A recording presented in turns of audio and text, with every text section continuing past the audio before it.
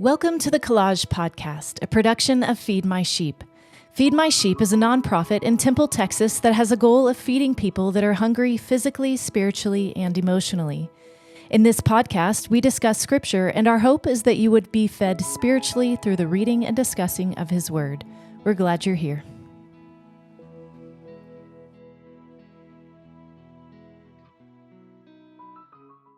Cool. Hey, we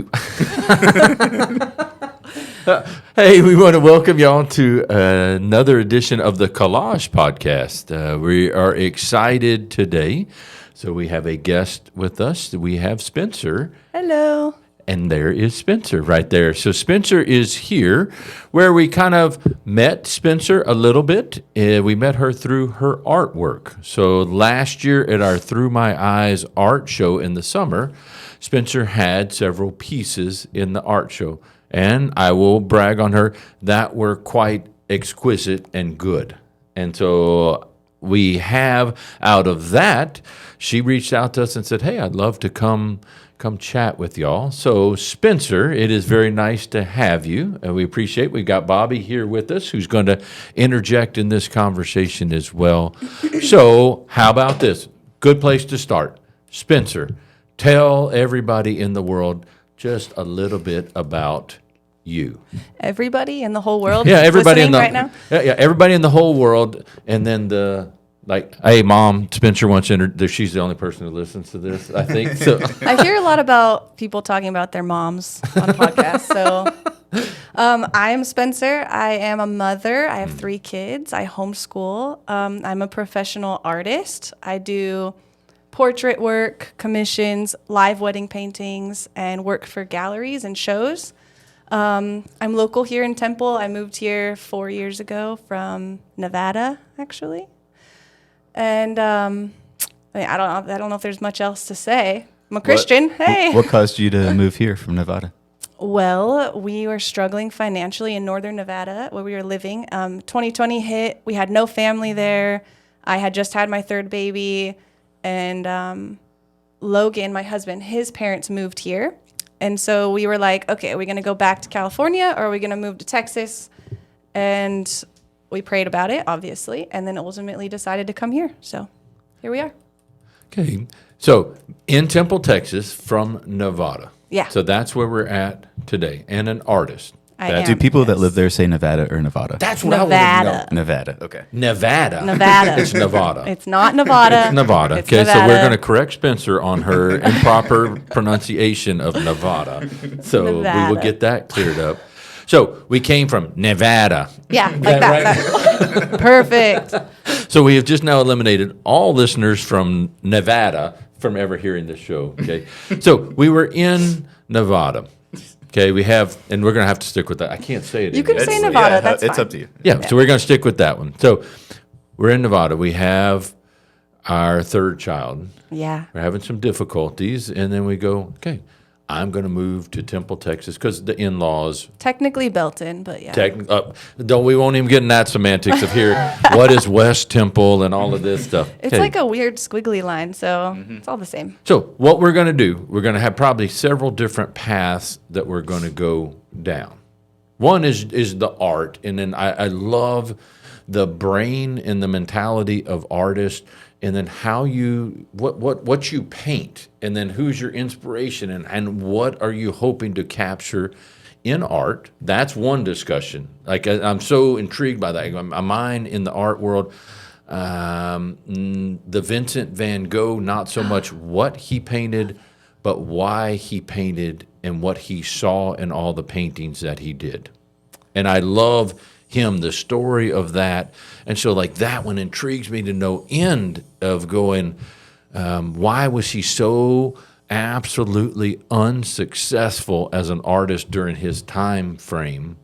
And why could nobody get what he saw in his paintings? And why would he not compromise his art? So I love that, and to hear why artists paint, and then and how they can get these beautiful things that we all see, how they can get them from out of their brain and in their heart and onto whatever medium they're painting.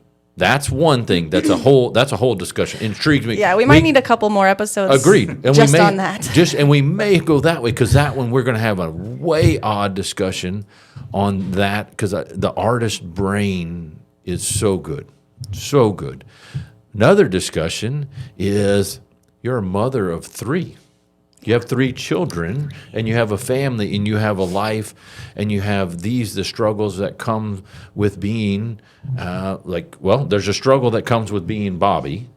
There's a struggle that comes with being Jeff, and there's a struggle that comes with being Spencer. The struggles that come with life. Yeah. And so then that's a whole other discussion. And so how about this, to make it fair? You tell me which highway we're going to go down first. Are we going to talk about, we want to maybe, how about an order, I would say, to understand, there's twofold. To understand an artist, you got to look at their art, because that gives you the best glimpse of their heart. There's one thing, and so I would agree with that. But how about, tell us a little bit about the person, Spencer, and then we will look at the artist, Spencer. So tell me about Spencer, the person. Well, I think talking about these things, you have to talk about both, because I am both. I'm not one without the other. Being an artist is a part of who I am. So yeah, we could do that. Fair. Tell me what it means. So if I said, what does it mean to be the artist, Spencer? Well,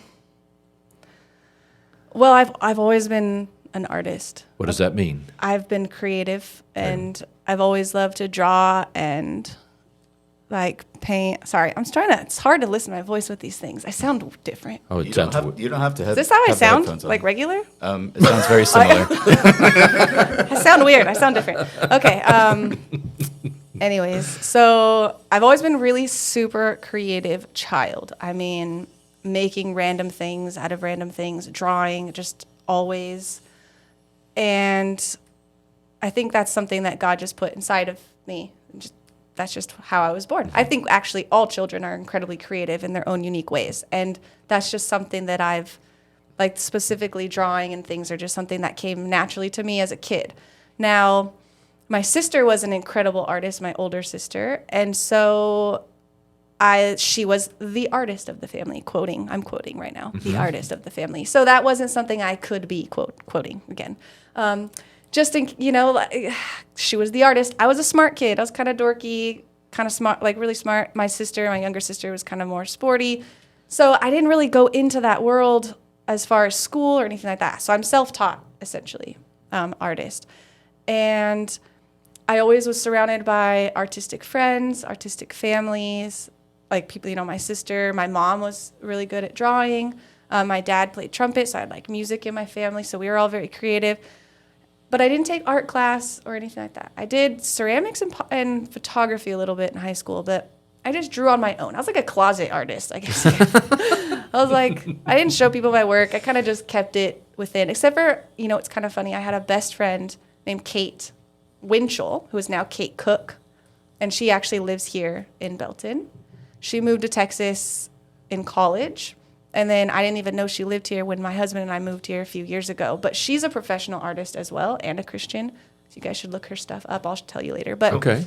Anyways, I would go to places, I would go to markets with her, and she would kind of show me some stuff, and I would hang out with her in her art class. But I didn't really know that I was an artist. I just knew that I liked to draw and write poetry, pretty much. Until my husband one time caught me drawing before we were married, when I was pregnant with our first. And yeah, that's a whole nother story. Okay. And he's like, what is this? What is this? What are you doing? How did I not know? And I'm like, what do you mean? He's like, you're great at drawing. Pursue this. Get out there. Go to college. Do this. And I was like, okay. So I took a beginner class at a community college one time, and it was an oil painting class. And after that, I fell in love, and it didn't stop. It's just been snowballing ever since. So, and then I had my son, and then eventually I started sharing art on Instagram, truthfully, I don't know, 6 years ago. People thought it was good, started buying it, and it just became what it is. And 2 years ago, I mean, it was not planned. Okay. Not planned.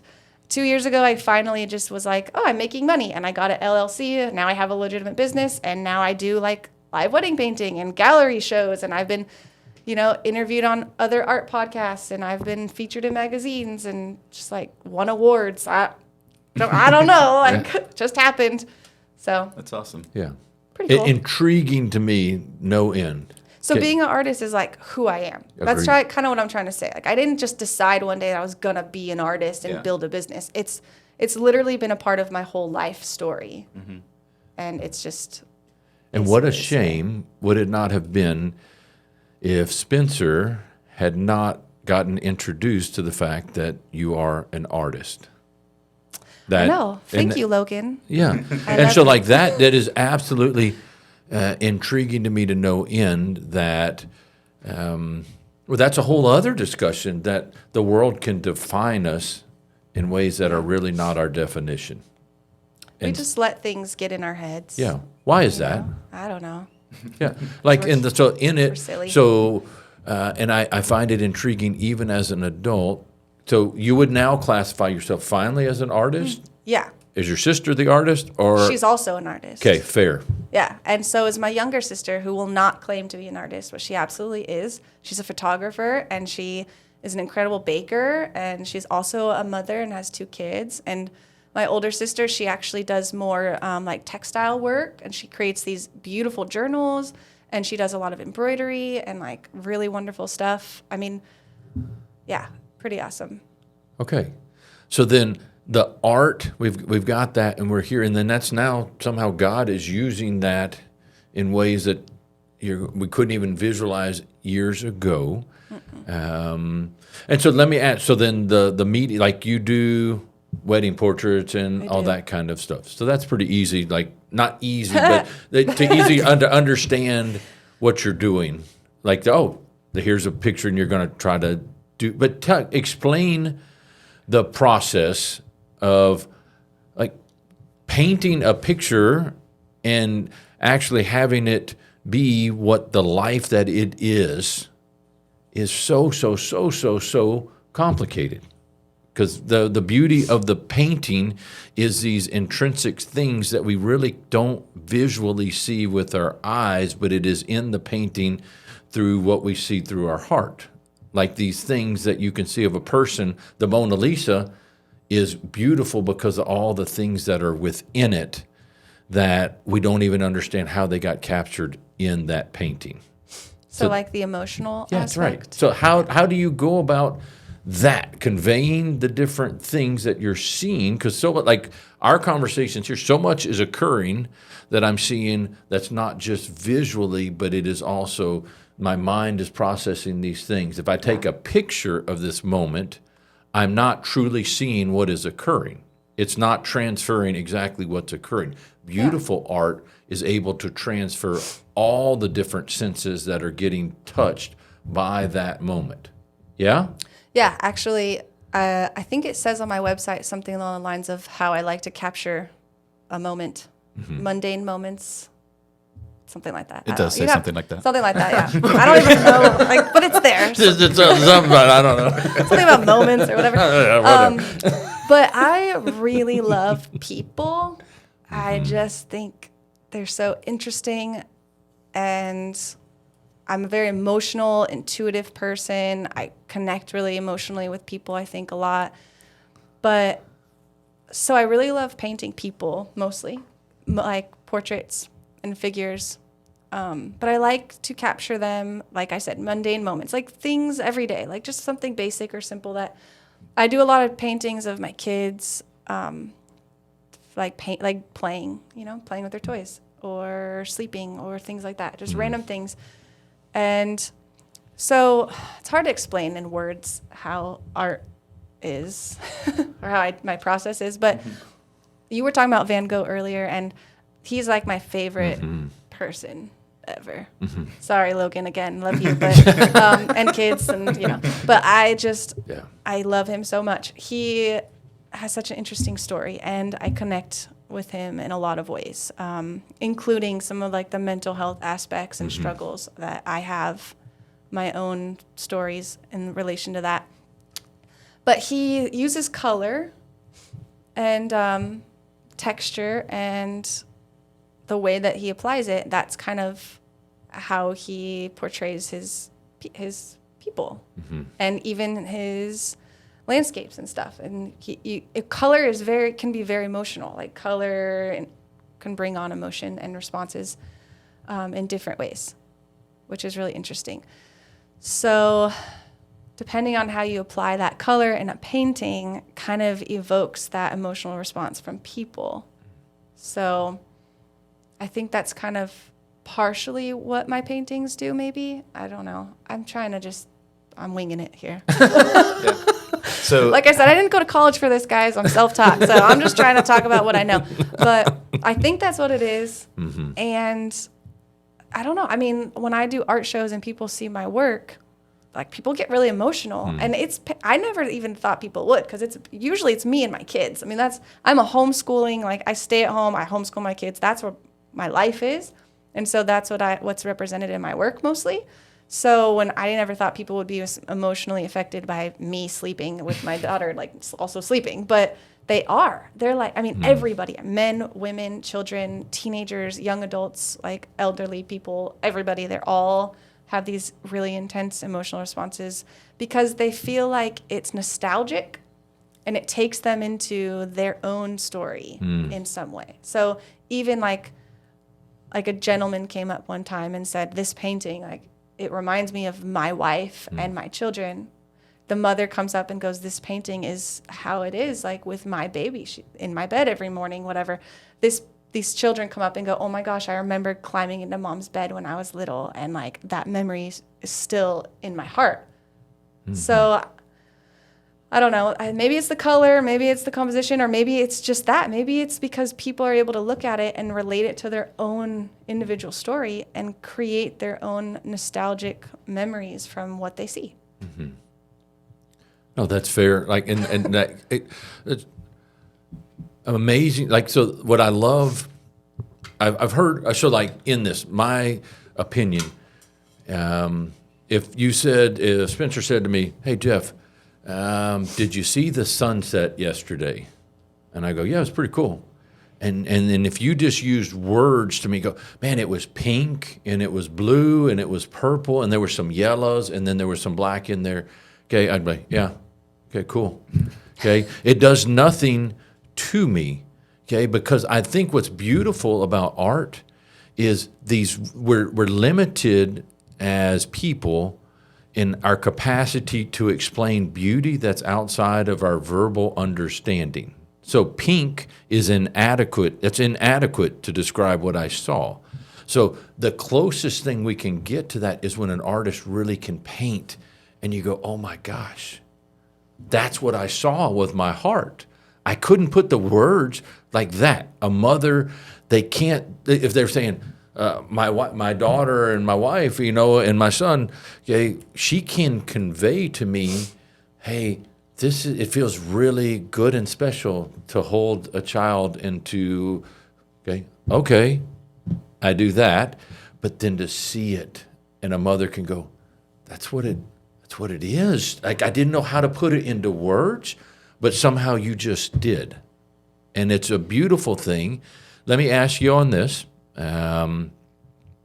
I would believe, I could be completely wrong, Van Gogh was so unsuccessful worldly, but so successful, he painted the deepest, most innermost places of his heart, of what he saw. I mean, but he would say he painted the essence of God he saw in all things. And he wouldn't compromise that. He couldn't understand why others wouldn't see that. And then the struggle, and then what was Van Gogh's first job? Let's see. What did he want to be first? Well, his first job was he worked for, what was it? Like dealing art. Agreed. With his cousin. And then he. But even before then, struggled with that. That's right. But before and then, he also tried to become a pastor. That's at right. some point, and he worked for like a boys' school as well. That's right. And he couldn't understand. He did a handful of things until ultimately he decided he was like, I'm gonna be a painter. That's right. Yeah. All right, buddy, good luck. And everybody was trying to make him something. He went into the ministry. Because his dad was a and he- pastor. that's right. Or they call it pastor back Yep. then. They called it something else. But Yep. anyways, but yeah, he Went into the clergy, Yeah. lack of a better term, and he couldn't understand. his mom was an artist That's as well. right. She did really beautiful work, watercolor, I think. Okay, and then even his cousin was a very successful artist at that time and a broker. Yeah. And so was of the two was the quote unquote artist out of the two of them. And then they were like, the medium is in how he painted. He didn't always paint with a brush. He sometimes with his fingers, sometimes with this, and how he used colors and this stuff. You're going, it wasn't normal. But now, what's intriguing to me, and we're going to get back to the Spencer story. I love but talking about Van Gogh. I do It's too. totally fine. But now, what's amazing to me is I haven't seen the latest list, but of the top 15 highest prices pieces of art in the world, Van Gogh's got like 8 of them. Like his are the Yeah. mega high. People are paying unbelievable amounts. Which for this isn't stuff. fair.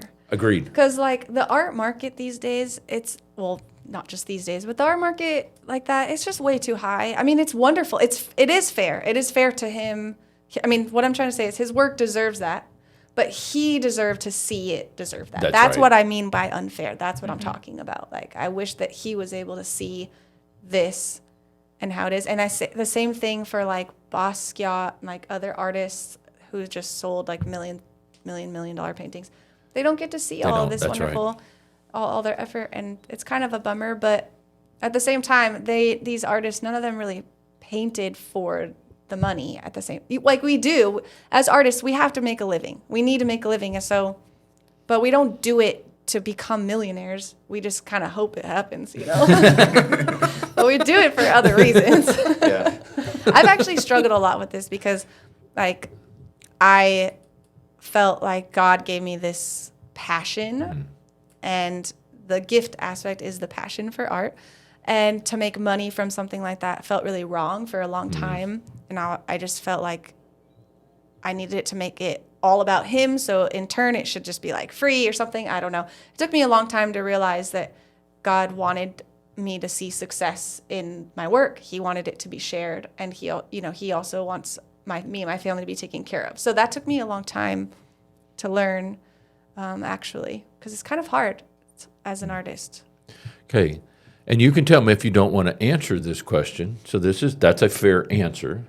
You mentioned in the Van Gogh that you can relate to him so well and some of the struggles that he went through. Yeah, we can Okay. talk about that. And I'm saying this jokingly.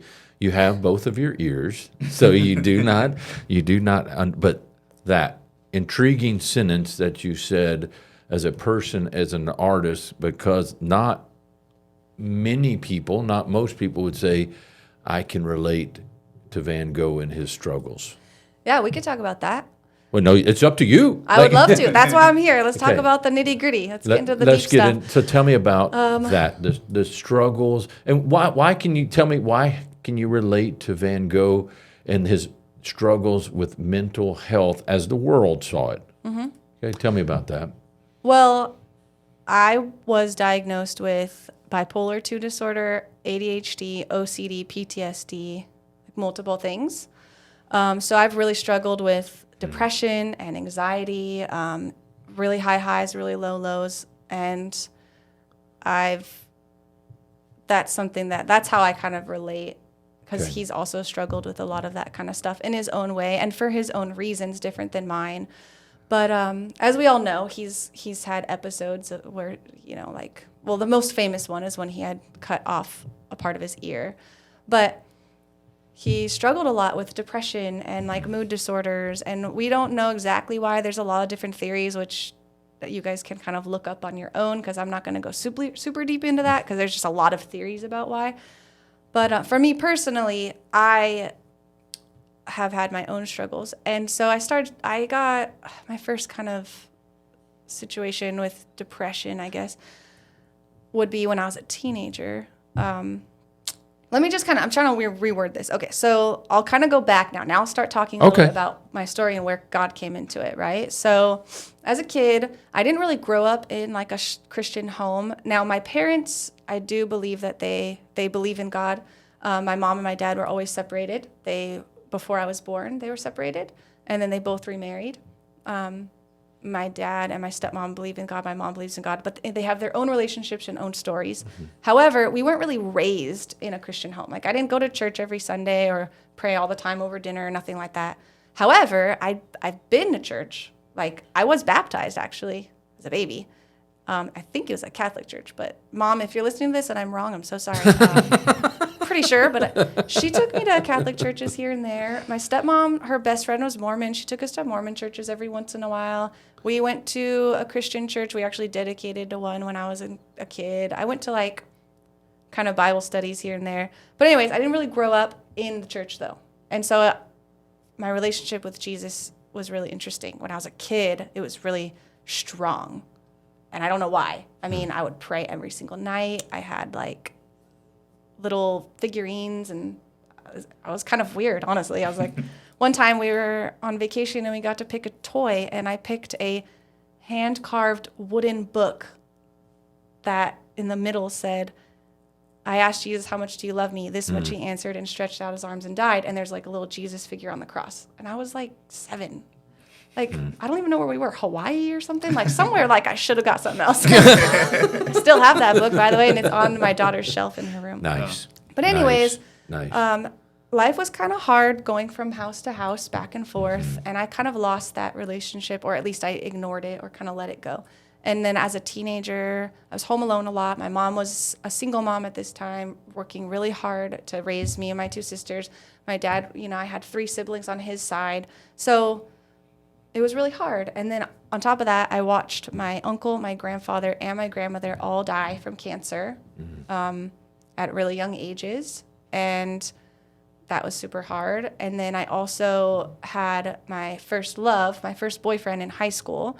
And he broke up with me and like tore me apart. So all these things kind of happened, and it really put me into a depression. And it was really hard. And that was probably the first experience that I had with depression, was during that time. And then after that, I was a really smart kid. I went to I had AP classes. I got really good grades. But after that, well, to be honest, I lost my virginity to him when I was 15. And then he told me, sorry who's listening, but he said, when he broke up with me, he said, don't become a slut, is what he said. Nice. Bad words, I know. Not very nice for a 16-year-old boy to say to a young lady. But if I kind of just was so broken, I was like, well, that's what I'm for, I guess. That's my body. That's what I do. So I kind of started partying a lot in high school and kind of, doing things I shouldn't have been doing. And it put me in a really dark place. And that's kind of where it started. And I told you about my friend Kate. Mm-hmm. She was a Christian, and I loved going to her house. And she invited, this is my first, I'll tell you about a really cool thing that happened with Jesus. This was first really intense encounter that I had with him as a teenager. She invited me to go to a Wednesday night, teenage Bible study thing or whatever, you worship and stuff. Mm-hmm. And I was like, whatever, I guess. So I went, and she wasn't there. I can't remember why, but she wasn't there. And I sat in the back. I was like, I don't want to be here. This is so lame. I'm way too cool for this.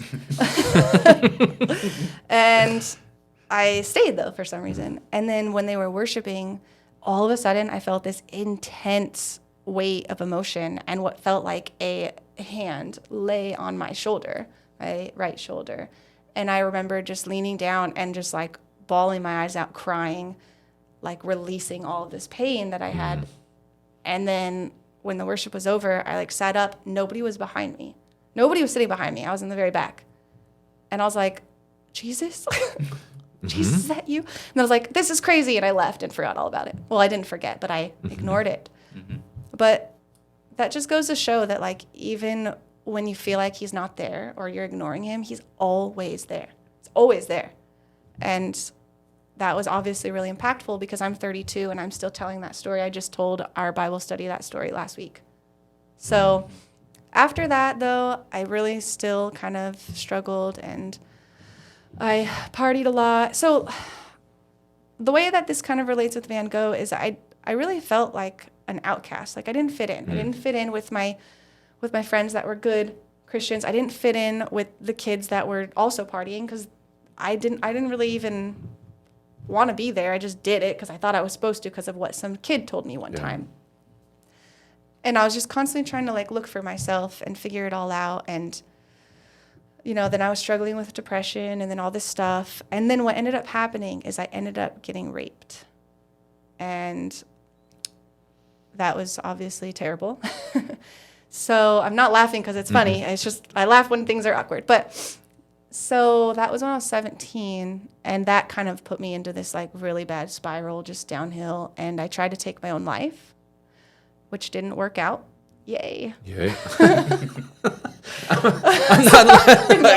I know this is not funny. And everybody that's struggling with depression and stuff like this. We're not laughing at it. No. This is really, really intense. And but yay, I'm still here. Like I was able to be here. And I think it's because God was there with me through all of that time. And I'm really grateful for that. But I ended up like meeting somebody and we dated a little bit. And then it happened again with somebody else, like twice. And so after this, I left my hometown because I could no longer be there anymore. And that was probably the best thing I ever did. And after that, I did a lot of traveling. I lived all over the West Coast, doing different jobs, doing different things. And I still hadn't really found God, though. I was studying a lot of Buddhism and Taoism and like all these really cool things. I was like, you could call me like a hippie, kind of, pretty much. I didn't even wear shoes most of the time. Like I made my own clothes. I did other things that were illegal, but good times. But essentially, it took a long time. And then I kind of found my way back home to the mountain where I was from. And that's where I met my husband, who also was going through his own struggles through his early 20s. He was raised in the church. He played worship music and everything like that. And then when he was like early adulthood, he was a drummer. So he kind of got into that rock star life a little bit. And we met. So he was not really in his relationship at the time with Christ, and neither was I. I was not even associated in my brain. And then we started dating, and we almost immediately got pregnant. And we moved in together, and we moved into his grandparents' house, an apartment, who were devout Christians. And they were like, at first, like, I don't know about this, but we were like, we need this for the baby at least. And that was probably one of the best things that could have ever happened to both of us. Both my daughter, who was an absolute gift, and the fact that we were able to move into that house. Because it's there that I found Christ again, or that I opened my eyes to him, because like I said, he was always there. And so my husband started playing worship music again. He quit the band and all these things, and he was like, come to church with me. And I was like, fine. And so I went. And he's like, there's donuts. And I was like, all right, I'll keep coming. I'm pregnant, donuts, why not? But it was like this small little church, and I just loved it so much. And the more I went, the more I just felt this immense love I couldn't explain. And you can ask people that knew me at that time, and they'd be like, do you believe in God? And I'd be like, I don't know. I believe in energy of the universe. That's what I believe in, which is obviously God. We're going to say that. But to me, I hadn't put the two and two together yet. And then I was doing a study. I was doing a lesson for a college course I was taking, and I had to interview a pastor. And so I interviewed that pastor for that church, which also was my husband's youth pastor at the time, like when he was a kid. So now he was the lead pastor at this church. And by the time our interview was done, I was just like, can you pray for me? I need this, whatever it is that's going on with you, this love, this light, I want it. And I said, but don't pray for me to be a Christian, because I don't want that part. I just want the love. I didn't really realize, I guess, at the time that it was kind of two and two. It kind of goes together. But he did. And I broke down crying, and I came home, and I was like, I think I just got saved. And I was 22, I think, 21. So that's really interesting. But like Van Gogh, he was a Christian, or not. I don't know if he was a Christian, but he believed in God. He had his father who, led the church and all these things. But he really struggled. He really struggled with kind of going all into it at times and then questioning it at others. And that's something that's really been a part of my life. I'm a very curious person, and I'm very I question a lot of things. And I honestly think that's kind of a gift, or at least it's been used in that way, because it's helped me learn a lot about God and about why I choose to believe in him and why I choose to continue my relationship with him. And it's also created some really interesting conversations with other people. But, so yeah, I ended up getting diagnosed with bipolar disorder when I was an adult, and with ADHD, with PTSD from my sexual trauma, and from all these different things. Yeah. So there you go. I think that's enough. I don't know. Well, that's a good introduction. Yeah, I would say we covered a little bit up until you were 21 or 22. Yeah. I think, I don't know what time it is if you have to. Yeah, we got to.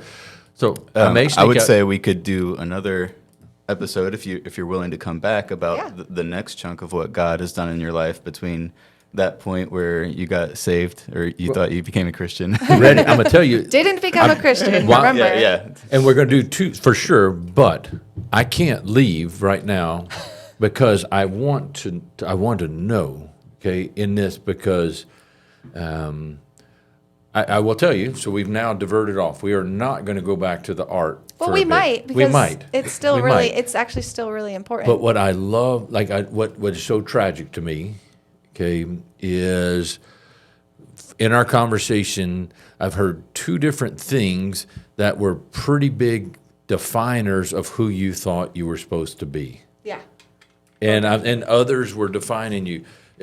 Consciously or unconsciously. They maybe so first is my sister is the artist, that's not me. And I'm not saying she defined you that way, but you saw circumstances and you go, well, no, that's not me. She's this. So we're defined as, well, I can't do that because that's not me. And then nobody intended that to be. And then so we live out of a response of somebody else's defining of who you're supposed to be. And then if I could go find the little 16-year-old, and ready, I will say this, no offense to anybody, all of them generally are little punks. So the guys that are 16-year-old are selfish, and I was one, and we're so many, but then out of malicious intent, then defines you another way. Well, I will happily say that he was a really good person, but he was a teenage boy, and he was going through his own thing. He did apologize to me years later, but I will also add that he actually passed away a couple years ago. Okay. And he ended up getting into some drug addictions, which was really hard, but I still talk to his mom and his sister sometimes. I actually did a portrait of him for his family. Really? A couple portraits, yeah. And I also I probably might be doing another one soon. But I believe that even though we were very young, that he was just really lost, and that he really did love me. He told his mom that years later as an adult that he regretted it. And so I've completely forgiven him. Yeah. And I hope that he had a relationship with Jesus before he died. I don't know, because I've been happily married for 9 years, so I haven't talked to him in 15, 20 years. So, right. Well, how old am I? 32? 15 years, not 20. I didn't even know 20 years ago. Sorry, math. But yeah, so I'll just add that a little bit. No, agree. And in the sentence, nothing negative on him. Yeah. At all. For sure. It's what is sad to me is how people can be defined by others' actions, whether they were intentional or not, and it's not fair. That is not the story, which is our definition. And so, hearing that, I would put both action, so I'm not an artist, that wasn't intentional. This other thing, that was just, I'm a dumb 16-year-old boy, I'm just going to say whatever, wasn't intentional, but out of that, you were living a definition that wasn't you. When you were 16 or 17, you were living out a way that was not your true definition. Yeah. So that's the sentence. And then as a father of a daughter, like you're going, oh my gosh, I would never wish that on my daughter. And yet we do it unintentionally sometimes. Like Yeah. we unintentionally do these things. And I'm saying in the purest form, like the other collage podcasts, okay, we can go down. We have had young ladies in here whose support system, and I'm going to use that term loosely with quotes, intentionally hurt them and defined them in horrifically bad ways. And they're still living to recover from that. So out of this, how about this? We will jog from here, and Bobby and you are going to talk about your art, because it was so, I've remembered it for a year, and we're going to talk about, because y'all are two artists, and then I want to come back, and then we're going to talk again to ladies and people of going, how do you find your definition? How do you even look and see, am I living out of not truly how I am defined to be? And I would say we have many grown adults here in Temple, Texas, no offense to them, that are not anywhere close to what their true definition is supposed to be. So Yeah. out of that, we'll continue with this, and then we're going to come back and we're going to talk about, well, and if we can solve these things, guess what? We're go-jillionaires. You're not worried about money ever again, because this is a huge struggle. And I'd be then- happy to talk about it. Yeah, and we're going to. Not that that means I know what it is necessarily, but I'd be happy to. Agreed. Just I'd be happy to discussion. talk about it. Because sometimes it's helpful. Like, I'm one, if you can see a path that somebody has gone down before you, it doesn't make it anything easier. You know, Mount Everest was unclimbable until Sir Edwin Hillary climbed it, and then after that, 20 people went the next year. Once somebody sees that somebody can do this and show them a route, things are possible. Yeah. And so I'm kind of one of that. Don't have all the answers, but hey, this is what worked for me. And then to look, and in mine is just more importantly, let's look at definitions of ourself. Am I living out of these things that are not me? And I would say why it's intriguing to me is the people I work with that Feed My Sheep, so many of them. The commonality here is they're living out of a definition that is not them.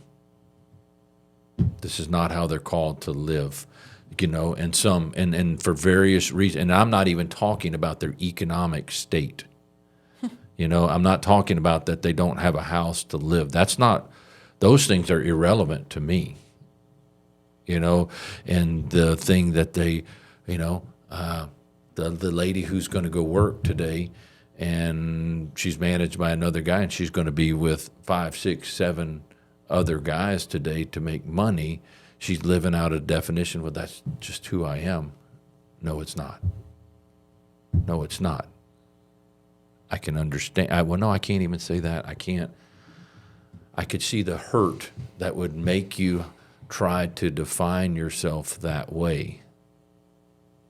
And horrific things happen to you that should not happen. And the same sentences, and I cannot apologize for any other person other than me, but I'm left sitting here going, Spencer, I am so sorry that those things happen to you, and they shouldn't be. But then in the same sense, then the strength that is you, and you would go, but they're part of a greater story that maybe they shouldn't have been, but they're part of a narrative that's beautiful. This is a stroke in the painting that I did not want at all. Okay, did not want it all.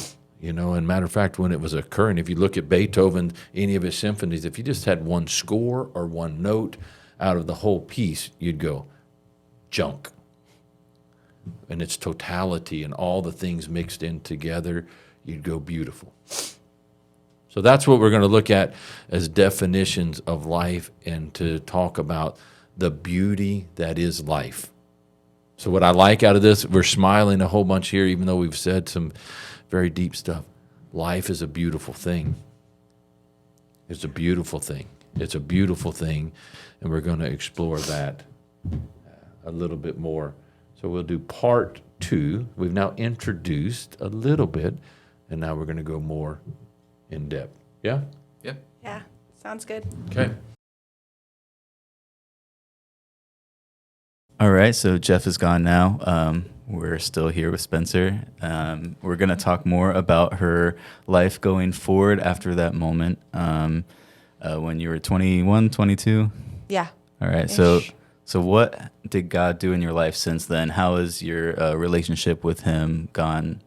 Start at that moment and then keep going. Well, I'm 32 now, so it's been about 10 years. And I can't believe it's actually been 10 years, which just kind of blows my mind. But it's been rocky. It's not been easy. I thought that it would be easy, or to be honest. I thought, all right, I'm saved. God's healing me. Like, woohoo, this life's going to be like cakewalk from here. And it has not. Like, there's been a lot of lessons learned, a lot of healing that's been done, a lot of pride that's been set aside, and a lot of growth. And I'm just super excited because I'm only 32, and if God has done what he's done in my life so far, I look forward to seeing what else he has in store. I really do. But basically, I came home. My husband was home with the baby. I was super excited. I was like, guess what? I just got saved. I was crying. And he's like, cool. But like I said, I did not want to be called a Christian because I didn't want to associate myself with such people. And me saying that now is absolutely ridiculous. But at the time, I thought being a Christian was being judgmental and closed-minded and hypocritical, which the hypocrite part is absolutely true. But I kind of prided myself in being very open and accepting and loving of all people. I never wanted anybody to feel like I was going to judge them for who they were or anything like that. That's the part that I didn't want to be associated with. And that is still actually something that I work through because there's still I would consider myself a very open-armed, open-minded Christian. When I say I'm a Christian, it's because I fully accept Jesus Christ as my Savior and he is my Lord. I love, that's like a really huge part of my life. But I also am very open and accepting. I don't like to judge people. I don't like to make anybody feel like they're less than me. I don't like to call people out on their sins, even though it does kind of say that in the Bible a little bit. But I really don't like to do that. I like to make sure that, I have so many sins. It's not my place to talk to anybody else about theirs unless they want me to. Then I'm there for them. Then we could talk about it. But that's a part of your relationship with God. And that's something that you work through with him. Does that make sense? Yeah, I would say I kind of feel the same way. There's almost no point in talking about those things with other people if they're not ready to hear it. I mean, but if you have that relationship with someone and they're willing to hear it, then that's the time to do it. You have to be willing to hear about yours as well. Of course. And so that's take the log out of your own eye before the speck. And I have plenty of whatever those things are that are in our eyes, sand and all kinds of things. So I just don't feel like I'm in any place to be doing that. But so that's kind of funny. However, obviously I am a Christian. That's what I tell people now. Yeah. And I've gotten a lot more comfortable in doing that over the past 10 years because I think I just know more about what that means. I don't think I knew what it meant back then. Was there a certain point where you feel like you became more comfortable with it, or was it just gradual? Probably a year ago. Oh, honestly. really? Very, very recent. It took a long time. I mean, it was gradual, but probably about the past year was a big turning point, I think, in my faith, which is actually a really cool story and another testimony in itself that I could talk about. But when I got saved and I was going to church and there's still a lot of rocky moments. Like I said, I had a lot of weird spiritual occurrences, like nightmares, and I would see things, dark, evil things, in the middle of the night, weird stuff like that. And not everybody's comfortable in talking about those kinds of things, but I think that because of my trauma and the stuff that I had dealt with as a teenager and the places I had been, the things that I had done, it kind of opened my mind into being susceptible and vulnerable to these kinds of darker things. And so it took a while for that to be healed, a long time. And it was a lot of prayer. It was a lot of bringing my new Christian community into my life. And obviously, like when you are brought into the light, there's still this darkness that has to be shed. And the enemy doesn't want that. So I think that there was a lot of times when it was even stronger, or maybe I was just more aware of it because there was a spiritual war going on, and I now was equipped to fight it because I had Jesus. And so it was really hard. It was not an easy thing, but it's been really beautiful and healing. And so if you don't mind, I'd like to ask you a few questions about that. But just so you know, I'm totally with you. I've seen things that I don't know what they were. They might have been demons. It might have been, I don't know.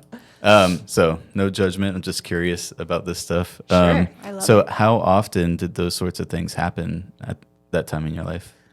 well, I mean, kind of all the time, like, and ever since I was a kid.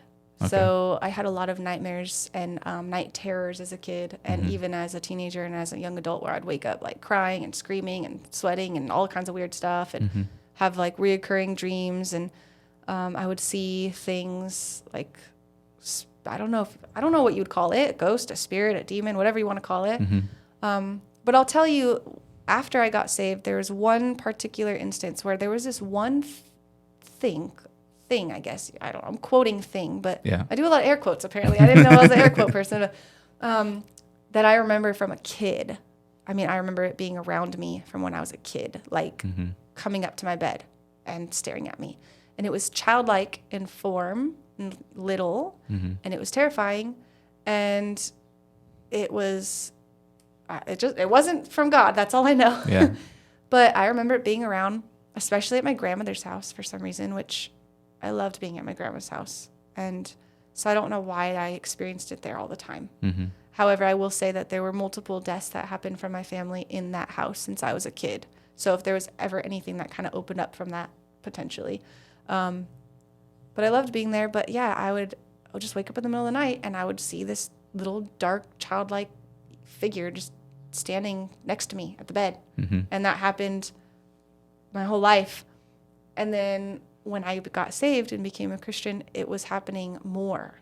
And I was terrified of like waking up, and I would specifically not face the edge of the bed because of how much I didn't want to see it. Yeah. And finally, my husband, he was my boyfriend. We weren't married yet, but he was like, let's talk to the pastor about it. And I was embarrassed because I had not talked about this to anybody. I thought I was crazy. Yeah. And he was like, okay, well, this is what we're going to do. And he walked me through how we can call on the name of Jesus to fight these things. And he did give me like this little vial of holy water that he got from Jerusalem or something like that, Israel. And he said, this isn't completely necessary because calling on the name of Jesus is all you need.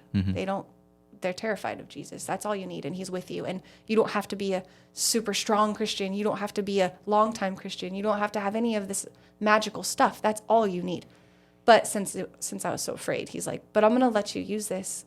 And he taught me how to walk through all of my windows and doors and pray of prayers of protection over my house. And after that, I never saw it again. Wow. So, but there have been other instances of things that I've experienced that are really kind of some crazy stories, but that specific thing did not come back. So if you want to hear more, I could tell you like another story that I had before I even met my husband. When I think I was 20, I was laying, this is a really kind of crazy experience, but I was laying on a couch. My head was on the armrest, sleeping in my mom's house. And I had a dream that there was something all over the living room, like a bunch of little creatures. And there was a figure sitting on the top of the couch looking at them, but I couldn't see his face. And I woke up, but I was sitting when I woke up. So then I went downstairs to my mom's room. Yes, 20 years old, terrified. Mom, can I sleep in your bed? And she said, fine. And so I did. Same thing, little creatures all over, and then the same figure standing at the foot of the bed. And when I woke up, I was on the floor. I didn't wake up from falling. I was literally sleeping on the floor. And so that was really weird. For a long time, I thought that figure, if anybody's listening to this and you're like, this lady is crazy, I understand. Because I too felt that I was crazy. But this is like true thing that I experienced. So for a long time, I thought that figure was protecting me from whatever it was trying to attack me. And I like felt like it was like a good, positive thing. Yeah. For a long time. Now, about a year ago, I was talking to some friends that were also Christian, and one in particular is very sensitive to this kind of like spiritual world and this kind of like demonic presences and things like that. And I was telling her how I wanted to paint a picture of this figure because I thought it was my guardian angel, like maybe even Jesus himself. And I was so excited about it. And I was thinking, I'm going to paint him in a chair in this dark room with his head leaning down. It's going to be really, and it was like dark. And I didn't even put two and two together, but it was like not a good picture. Yeah. I was telling my husband about it, just chilling in the middle of the day, talking to him on the phone while he was at work. He calls me on slow days anyways, telling him about my idea. And then all of a sudden, out of nowhere, I have a very, very picture memory, or thought process. I picture things like movies when I'm thinking. So as I'm explaining the photo, I was picturing it perfectly in my head. And out of nowhere, that figure looks up at me and runs towards me in my mind. Yeah.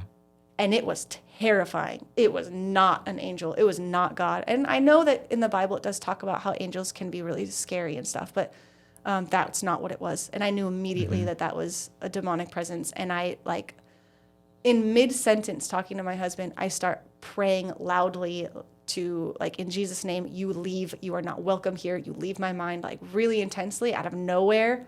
My husband's like, hello, like, super terrified. Obviously, he's like, what's going on with my wife? My kids are there, and she's praying all intensely.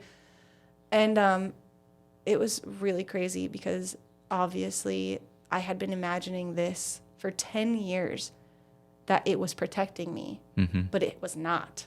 Yeah. And so, luckily, it's been gone. But it's a really, really, really scary moment. Yeah. To have that kind of like realization. So do those things always leave immediately if you say leave in Jesus' name? Does it take a minute or is it immediate? I don't know. I didn't feel powerful enough, but it wasn't about me. It was about Jesus. But I actually was so terrified from what happened that I called my friend and I told her what happened. And she prayed with me on the phone right after.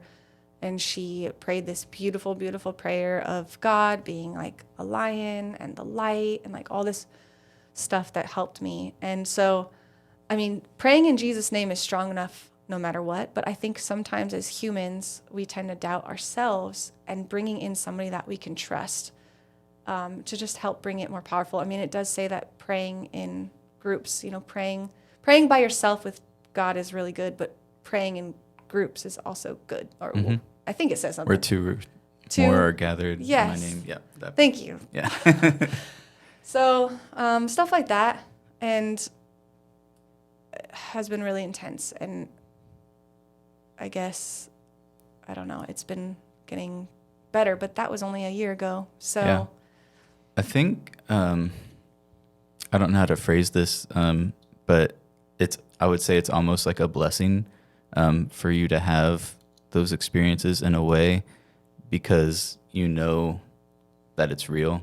Like if it had stopped when you were a kid, like you might question, maybe I had an overactive imagination, that sort of thing.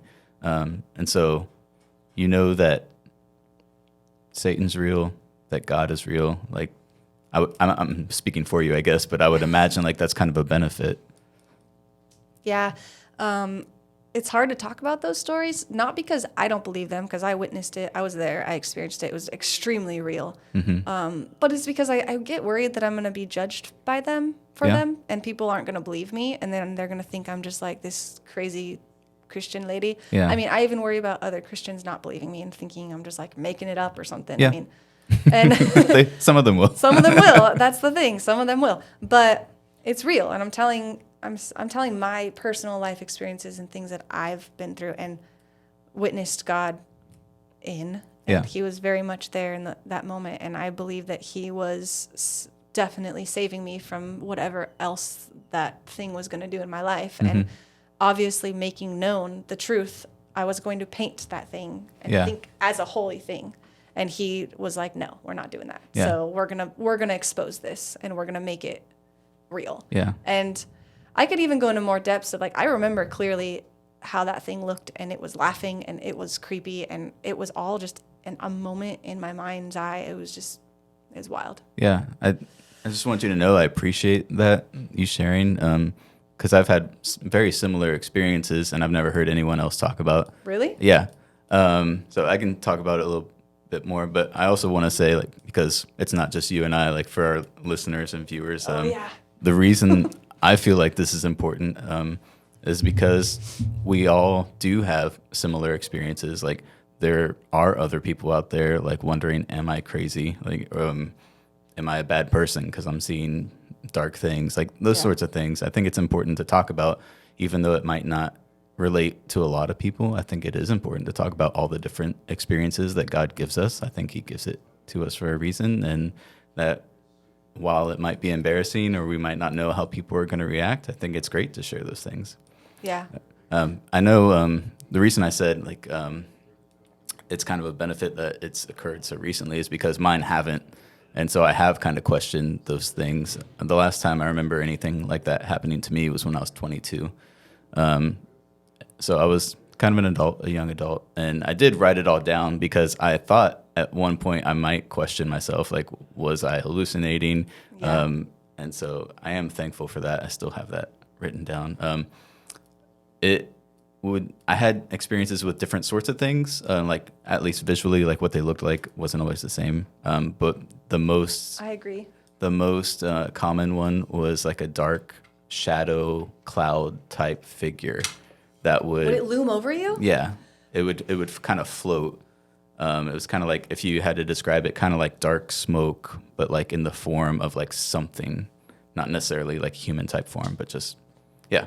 And so, I don't know if I've ever been embarrassed. I don't know if I would describe it that way. It's not something I talk about though, because it's weird and I don't know how people are going to respond, so that sort of thing. So like I said, I appreciate you sharing that part of your story with us. Yeah, it's hard to talk about. And, but I will say that when I have shared it, nobody has ever judged me, at least not outwardly, or been rude about it. And a lot of times people like yourself actually feel like, whoa, I've seen that. I thought I was crazy. Yeah. You did too. And I think that's probably like, maybe that's why I'm here today. I mean, because sometimes when you can hear somebody else and their experiences, it just makes you feel less alone. Mm-hmm. And to know that you can rely on God to help you through those things is what's really important. Because like I suffered from lots of that kind of stuff for a very long time without knowing that I had any way to get me away from it. And it wasn't until I realized, like, after I had accepted Jesus as my savior, or however you want to word that and whatever you believe. But after I had accepted him, and he's just healed me from a lot. And there's more than one. And it's like, it's been a process, and it'll continue to be a process because we're in the world, and the world has these things. And even people that don't call themselves Christian or don't believe in God know that there is dark and light. I mean, that is something that almost all religions experience, right? Yeah. There's a darkness, and then there's also a light. And so whether you believe in God or not, that can still be true for you, if that makes sense. I heard somebody say one time, like a long time ago, they said, why is it always easier for somebody to believe in hell first before they believe in heaven? And I was like, because it's here. Yeah. It's here on earth. And so whether we're Christian or not, we're experiencing that darkness. Like, we don't really kind of have a choice, I don't think. We experience it. But we do get to have a choice to experience the light because God gives us that.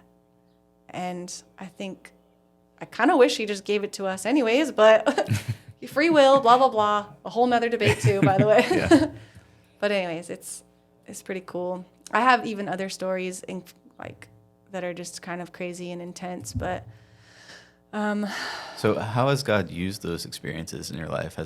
Have you seen any, like, what would be different if those things never happened? Like, has there been any good that's come from them? Well, yeah. I mean, I definitely feel less alone and less afraid.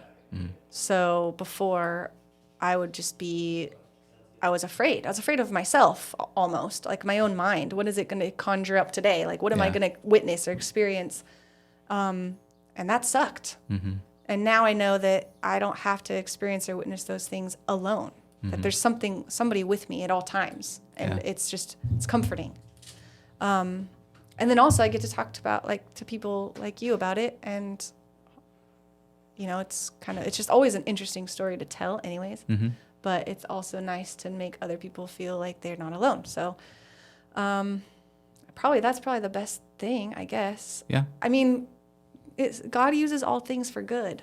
So sometimes we don't understand the things that happen to us, or why, or when, or how, but He uses them all for good. So if you can just allow Him to do that work, then, and just know that whatever you're going through, it's not for nothing.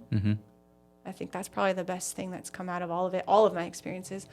I will say, though, as I said earlier, I have been diagnosed with bipolar 2 disorder, ADHD, PTSD, and intrusive thoughts, OCD, which is a long list of fun, great things. So there was times that I questioned myself because of those two. Like, is this coming from my own mental health? Am I imagining it? But there are experiences that I've had that other people have witnessed with me that prove to me that, no, this is not just made up in my head. Like, these are real things that have happened, which is really kind of interesting. So I've questioned myself too in that way. I understand that. I've had a lot of intrusive thoughts, which is a lot of dark thoughts that just come into your mind all the time. But when it comes to that kind of stuff, I could talk about my own experiences, but I'm not a doctor. I'm not medical. I'm not in the medical field whatsoever. So if you need help, go to a therapy. I guess. So was one of those experiences what happened? You said, I think about a year ago or a year and a half ago, that you said made you more comfortable with being called a Christian. Was it something else? Oh, I don't think it was an experience, so to speak. Oh wait, actually, yeah, I know what you're talking about. Do you hear that sound? I'm trying to think now. Hold on. Closing my eyes and thinking. That's About outside. a year and a half ago, my husband and I went through a really difficult thing in our marriage. We really struggled. We both have trauma from our childhood. We both have sins and things that we're dealing with. And we were literally about to move to Montana, actually. And we were selling our house, and it was a wild time when a lot of things in our relationship came to light, and we ended up splitting up for 6 weeks. He lived with his parents, and I kind of moved with my sister a little bit. Anyways, God did some really incredibly amazing things through that experience. And that's like a whole nother podcast, honestly, but it's pretty insane. We were not really, both him and I, when we moved to Texas, we kind of stopped going to church. We weren't living close with God. We barely even praying, and we both got really depressed. And we both had, like I said, some trauma from our childhood that we had to heal from, and some issues that happened in our lives that were keeping us from being close with God, and were kind of allowing some sinful nature to be going on behind the scenes of our relationship.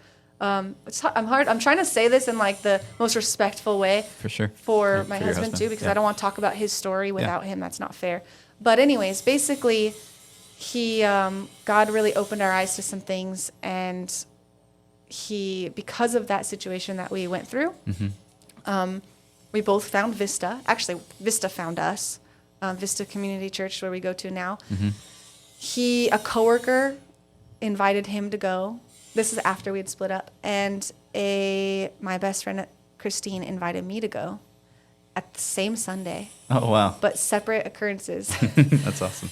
And we're both agreed, and then found out that it was actually the same church, different service, same Sunday and everything. So wild. And so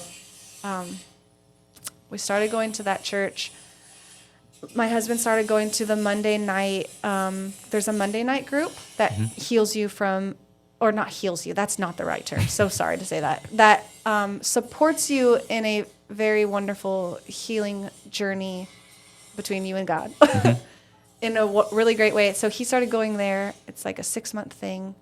You can go there for. Is it kind of like Celebrate Recovery? Yeah, that's exactly what Okay. it is. And he has his own testimony for that, which I would love for him to share. He's kind of shy, so I don't know if he will.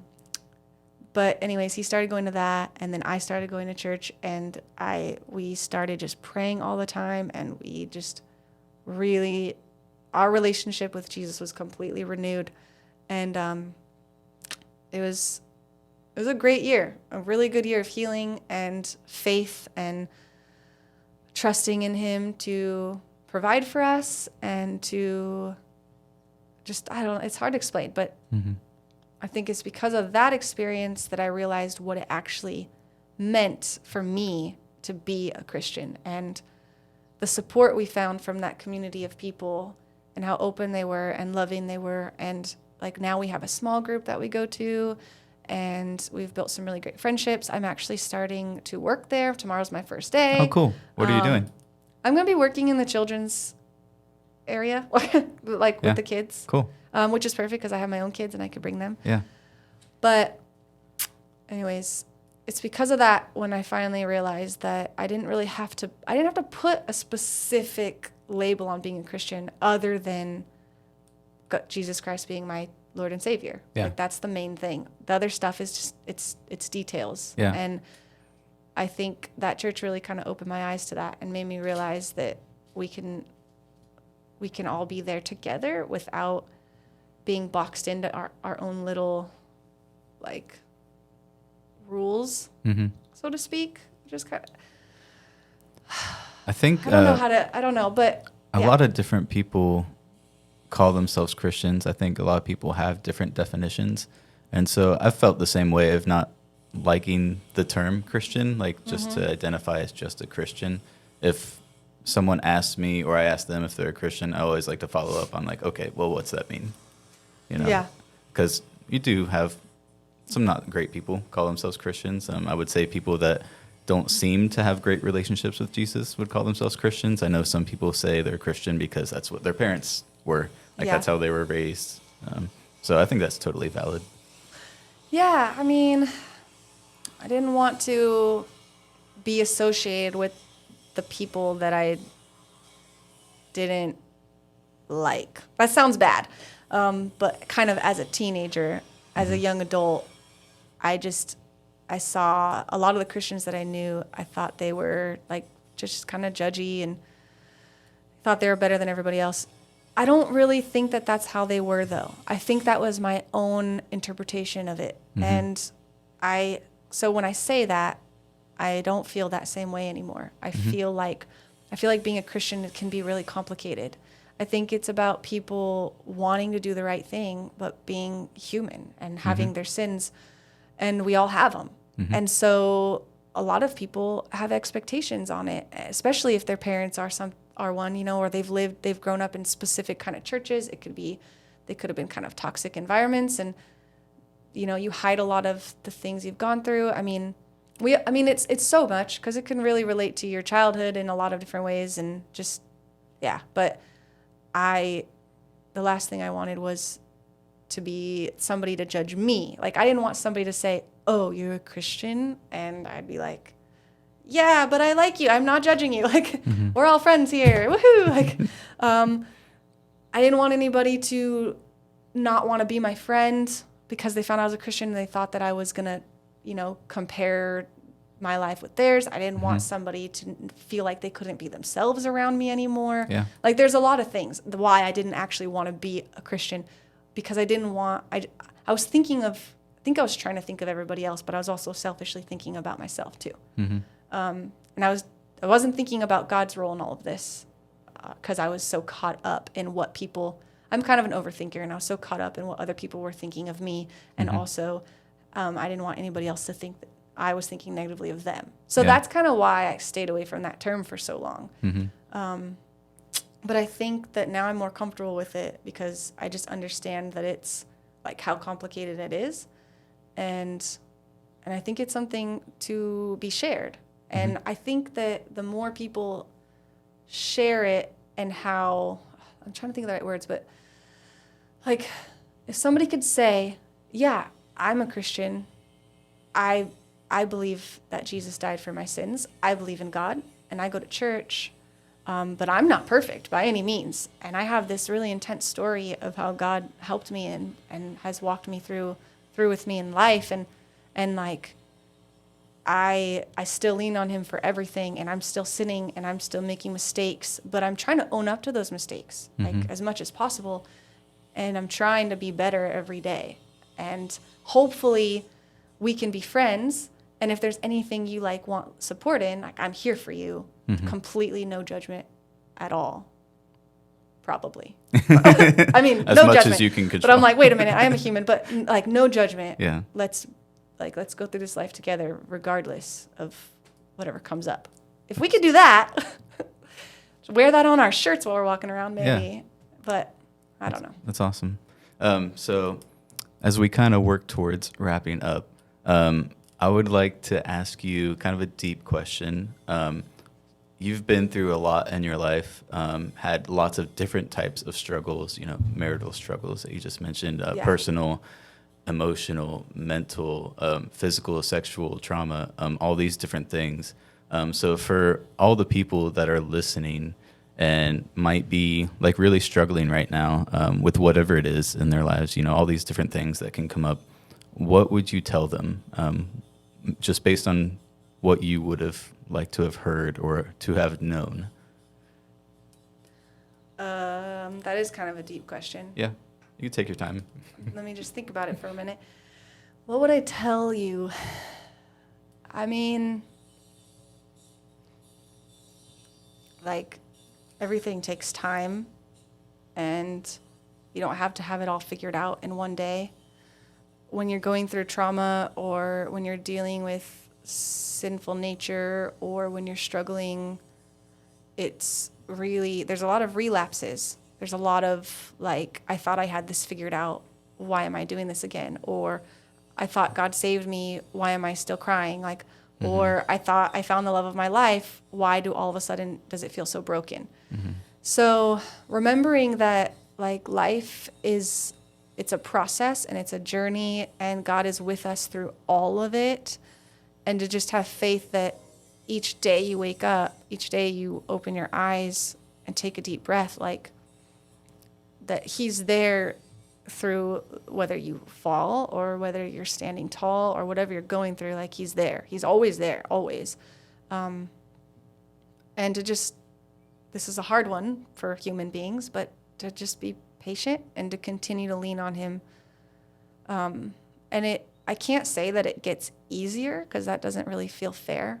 But I can say that it gets less lonely when you lean on him and when you remember to talk to him every day and like a friend, and to keep to praying, and also find a community that can support you and love you for exactly who you are, and not try to change you and not try to judge you, and to just love you. I mean, when I went to church with my husband, I was pregnant and I was not Christian, and I had a pretty intense past, and we were obviously not married, and nobody said anything like wrong to me. I mean, nobody said you can't be here, like you're not a virgin. Like no one ever judged me for any of those things that I had done or been through. I mean, they immediately just loved me and brought me in, because those people that were there, all of those other Christians that were there, were also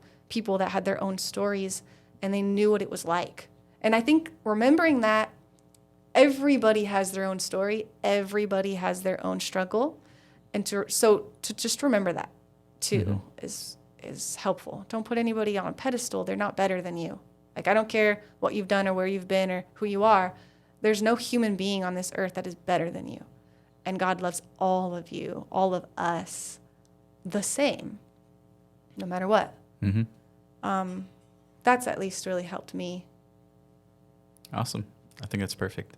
Well, we've been talking a while, so we'll definitely have you back, though, so we can talk some more, because you've got some great insight and really interesting stories. So thanks so much, Spencer, for joining us. Thank you. The Collage Podcast is produced by Bobby Jeffers in association with Feed My Sheep. Hosts are Jeff Stiegel, Karen Smith, Jonah Fox, and myself, Roy Rhodes. If you enjoy the podcast, please leave us a review on Apple Podcasts or on whatever platform you're listening. Or like, share, subscribe, and get in the comments if you're watching on YouTube. We'd love to hear from you, so shoot us an email at digitalmedia@feedmysheeptemple.org. And may you be nourished for your journey with God.